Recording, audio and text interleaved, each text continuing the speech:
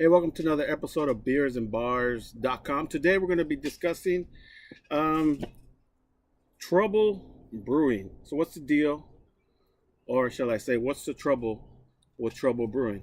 Well, Trouble Brewing got into some hot water um, early in 2017 because they got sued by a craft beer drinker who said they were deceived into buying this beer because they thought it was a craft beer.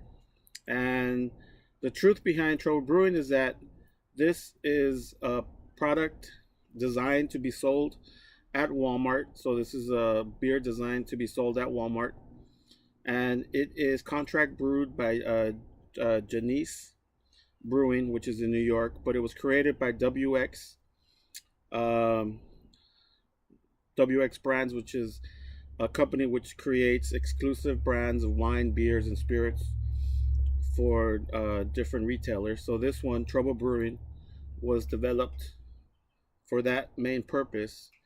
And so uh, the lawsuit claims that they were deceived into thinking this was an actual craft brewery. Now, me personally, I'm not throwing any bad press or bad thoughts towards Genesee Brewing because they're just contract brewing. Many people have done that in the early days of Samuel Adams. They contract brewed to Pittsburgh Brewing Company, but the difference was that they had a person behind it, like Jim Cook, who had that passion. Samuel Adams wasn't a made-up name; it was a company, a growing company, and they were passionate about beer. Trouble Brewing is basically a name someone came up with, and then a ingredient they put together, and some marketing that came together to entice people who wanted a little something different than the major brands and were maybe craft beer fans and they wanted some craft beer. So, I mean, I guess, so, you're thinking to yourself, well, what's the big deal? Beer is beer if you like it. What's the.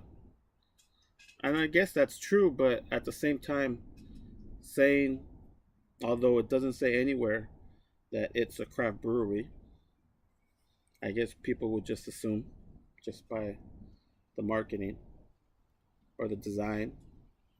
But what's the deal? Who's it harming? I guess what it comes down to it is if you put this out as craft beer and people who maybe are first time drinkers of craft beer, this is their first taste of craft beer, and if it's not very good, then maybe they might think the whole segment is, not very good. That there's, they're just not all that different than the major beers out there. If there's no difference in their mind, so they might think that craft beer is overrated based off if they try this. But I don't know. I mean, I'm just here to let you know what's happening out there. But at the end of the day, I guess what they say, the proof is in the pudding. So if you like a beer, regardless of where it comes from, drink it, I say. So let's go ahead. So this one's a pale ale.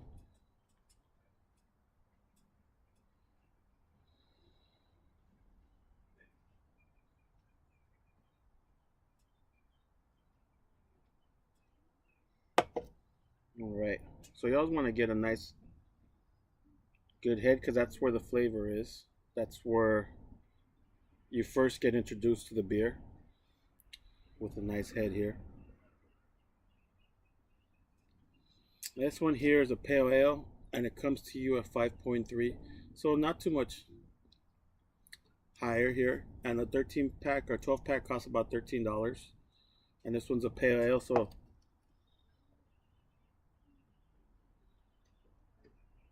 you get a little bit of the citrusy hoppy notes coming off the head there. A little bit of carbonation, not too much. I would say it's golden, it's clear. It's not cloudy at all. And it comes in a variety pack, so it comes. Um, there's three other styles. There's the IPA, there's the amber, and I forget what the fourth one is, but this one here is After Party Pale Ale. All right, guys.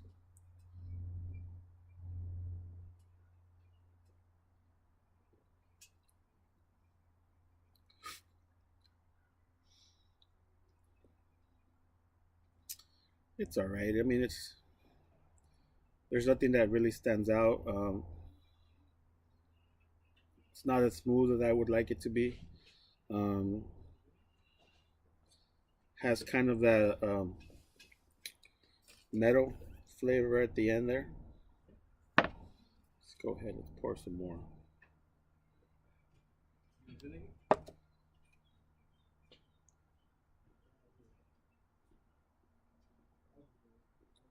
I mean, the only thing you could do is judge it based off the beers you have drank, the best of the best. And so if I'm judging this against the Sierra Nevada Pale Ale, this one doesn't even come close. You really, when you drink a Sierra Nevada Pale Ale, you really see the difference in the ingredients, in the overall feel of the beer, the finish of the beer. It's just the total picture there, you know. It's everything from beginning to end. It's a full beer. This one, it's not terrible. It's not the best, but you know, it's not craft beer. So if you drink it, please don't judge the segment off this beer. This one was just developed for Walmart clientele, which they thought that Walmart customers would like this. So I mean, if you do, there's nothing wrong with that. If you like this beer, then enjoy it, drink it, and have a great time. If you don't like it, don't buy it again and move on to the next one. But you know, stay wary of what's out there. You know, do your own little research there, and you know, figure out what it is. But in this case, it wouldn't hurt if you wanted to try it. Me personally, I wouldn't buy it again, but that's me. That's my opinion. But overall, it's all right. Well, all right, guys. Well, that's another review here on beersandbars.com. And if you haven't done so already, have a great beer. This is the last review of 2017, and we hope to drink a lot more in 2018. Thank you, guys. Thanks for watching another episode here on beersandbars.com.